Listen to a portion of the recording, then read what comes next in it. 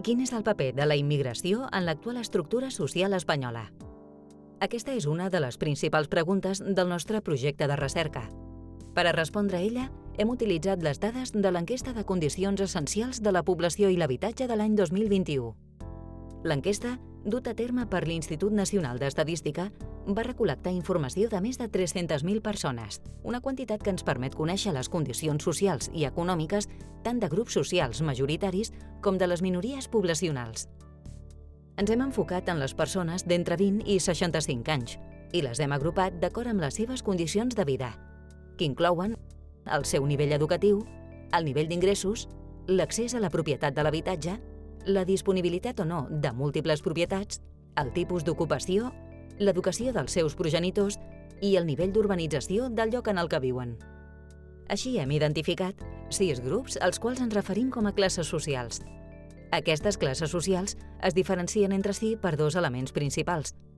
D'una banda, el seu nivell socioeconòmic, que inclou els ingressos, el nivell educatiu i l'ocupació, i per altra, les seves possibilitats d'incorporació al mercat de l'habitatge, és a dir, com i amb quin esforç econòmic accedeixen a un lloc on viure.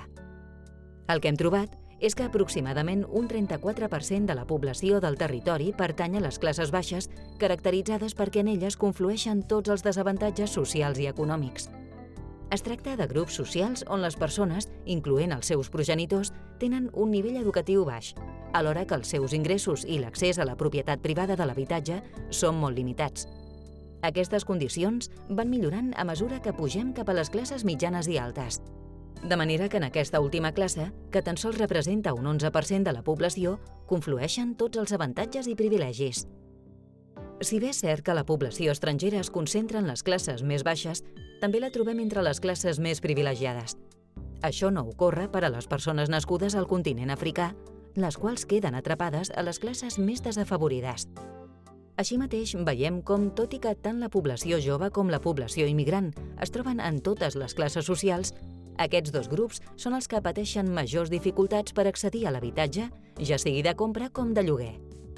Aquests resultats ens poden ajudar a reflexionar sobre el tipus de societat que volem construir i entendre-la per a transformar-la. Hem d'analitzar com i per què conflueixen desavantatges i condicions socials adverses d'una banda i avantatges i privilegis per l'altra, i tractar de corregir l'acumulació de desavantatges sobre determinats col·lectius. Més informació a la pàgina del projecte d'investigació www.set.cat.